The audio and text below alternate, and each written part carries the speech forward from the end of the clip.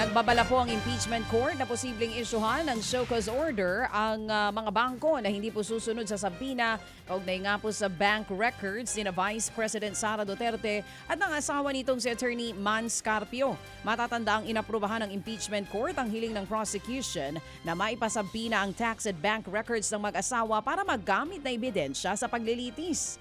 Ayon kay impeachment court spokesman Attorney Reggie Tonggol, pwedeng patawan po ng indirect contempt ang mga kinatawan ng bangko at madetena kung hindi sila susunod sa utos ng impeachment court. So bibigyan naman sila ng due process pag ganyan. Yung tinatawag namin na magmo-move po ang isang party motion to show cause to cite blank for contempt. So ang show cause po pagpapaliwanagin yung nasabina na hindi sumunod para kung magsasabi ba siya ng kanyang reasonable na justification na kung bakit hindi siya nakasunod or kung wala ba siyang sagot doon or hihingi lang siya ng oras, yun po yung due process na titingnan ng korte kung katanggap-tanggap yung rason na yon sa hindi pagsunod sa sabina. At kapag hindi po katanggap-tanggap, dun lamang po mag-i-impose ang korte ng determination ng penalty po sa mga range of penalties na mga sinabi ko po. Usually po within the Senate vicinity po may holding room po doon. Katulad lamang po nung pagpapakulong sa mga testigo sa mga Blue Ribbon Committee. Yan nga po ang tinig ni impeachment court spokesman Attorney Reginald Tonggol. Samantala naniniwala po ang mayorya ng mga Pilipino na dapat humarap si Vice President Sara Duterte sa gumugulong na impeachment trial laban sa kanya. Base po sa bagong survey ng Social Weather Station o SWS nitong Hunyo, lumalabas po na 70% ng mga natanong ang nagsabing kailangang harapin ng bise ang mga akusasyon sa kanya sa paglilitis. Bahagyayang mas mataas kumpara sa 67% nitong Marso. Dumami rin ang aware o kaya'y alam ang mga paksa sa impeachment. 74% ang nagsabing aware o alam nila ang tungkol sa gumugulong na paglilitis. Bago pa sila tanungin sa survey, malaki naman ang itinalo nito kumpara sa 43% lamang noong Marso. Wala namang pahayag ang kampo ng Vice Presidente sa resulta ng survey. Una nang kinumpirma ng OVP na umalis ulit patungo po sa ibang bansa ang Vice para bumisita sa Qatar, United Kingdom at maging sa the Netherlands.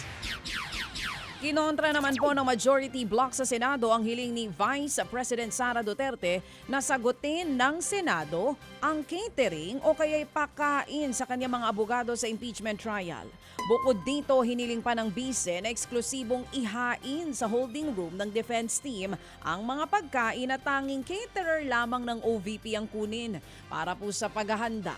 Ayon kay Senator Erwin Tulfo, tinalakay po ng mga senador ang hiling ng Vice Presidente pero kinontra po ito ng mayorya. Wala rin daw budget ang Senado para sagutin ang pagkain sa defense team ni VP Sara.